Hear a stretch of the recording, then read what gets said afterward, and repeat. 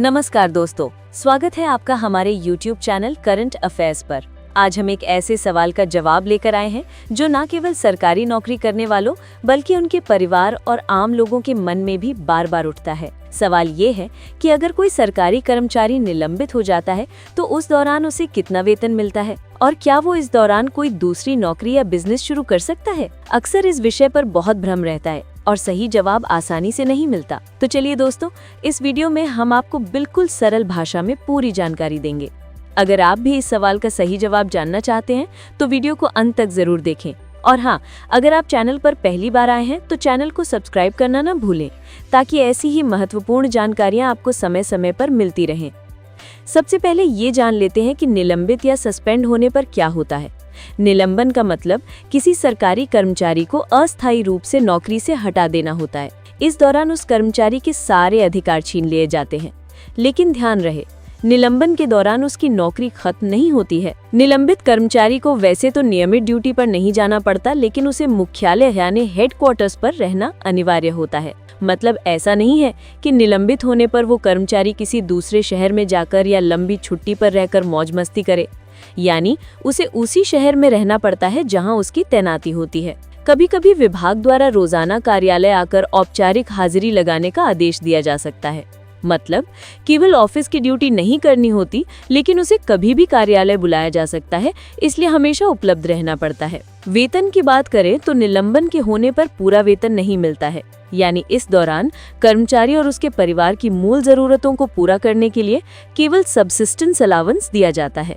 ये आमतौर पर बेसिक पे प्लस महंगाई भत्ता डीए का लगभग 50% होता है, जिसमें केवल घर का राशन या बच्चों की स्कूल फीस भरी जा सकती है। कुल मिलाकर कहें तो सस्पेंशन के दौरान कर्मचारी को केवल आधा वेतन ही मिलता है। अब बात करते हैं बहाल होने पर मिलने वाले वेतन की।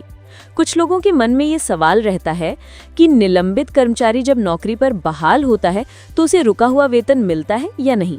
तो आपको बता दें कि ये इस बात पर डिपेंड करता है कि निलंबित होने वाले कर्मचारी पर दोष साबित हुआ है या नहीं। यानी अगर जांच में कर्मचारी निर्दोष साबित होता है तो उसे पूरे निलंबन काल का पूरा वेतन और भत्ते दे दिए जाते हैं।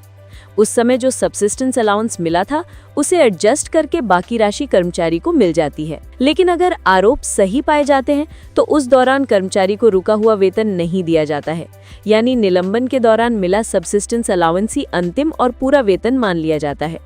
यही वजह है कि निलंबन के दौरान कर्मचारी अपने आप को सही साबित करने के लिए पूरी जान लगा देता है, क्योंकि अगर दोष साबित हुआ तो वेतन के साथ साथ प्रमोशन भी खत्म हो जाता है। अब बात करते हैं अपने मूल सवाल, यानी निलंबन के दौरान कर्मचारी कोई दूसरी नौकरी या बिजनेस कर सकता है या नहीं। तो इसका सीधा जवाब है, निलंबित कर्मचारी कोई दूसरी नौकरी या बिजनेस बिल्कुल भी नहीं कर सकता। वजह यह है कि निलंबन केवल अस्थायी होता है। मतलब निलंबन के दौरान भी कर्मचारी सरकारी नौकरी में ही होता है। अगर इस दौरान वो कोई दूसरी नौकरी करता है तो इसे सेवा नियमों का उल्लंघन माना जाता है। इससे उस पर और भी सख्त कार्रवाई की जा सकती है और बर्खास्तगी भी हो सकती है। कुल मिलाकर बात यह है कि निलंबन के दौरान कर्मचारी और उसके परिवार को केवल सबसिस्टेंस अलाउंस पर ही डिपेंड रहना पड़ता है। इस दौरान परिवार चलाने के लिए वो ना तो दूसरी नौकरी कर सकता है और ना ही कोई बिजनेस चला सकता है। और अगर वो नियमों का उल्लंघन करता हुआ पाया जाता है तो फिर बर्खास्तगी की कार्रवाई भी हो सकती है। बता दें कि बर्खास्तगी को अंग्रेजी में डिसमिसल या रिमूवल कहा जाता है। ये किसी भी सरकारी कर्मचारी के लिए सबसे कठोर दंड होता है। इसमें कर्मचारी को स्थायी रूप से नौकरी से हटा दिया जाता है। नौकरी से बर्खास्त होते ही वेतन बंद हो जाता है। पेंशन, ग्रेच्युटी और अन्य रिटायरमेंट बेनिफिट्स भी कई मामलों में छीन लिए जाते हैं। यानी कर्मचारी और विभाग का रिश्ता पूरी तरह खत्म हो जाता है। बर्खास्त होने के बाद आप कुछ भी कर सकते हैं, चाहे दूसरी नौकरी हो या कोई बिजनेस। इस दौरान विभाग आपका कुछ नहीं बिगाड़ सकता। तो आशा करते हैं कि दी गई जानकारी आपको जरूर पसंद आई होगी।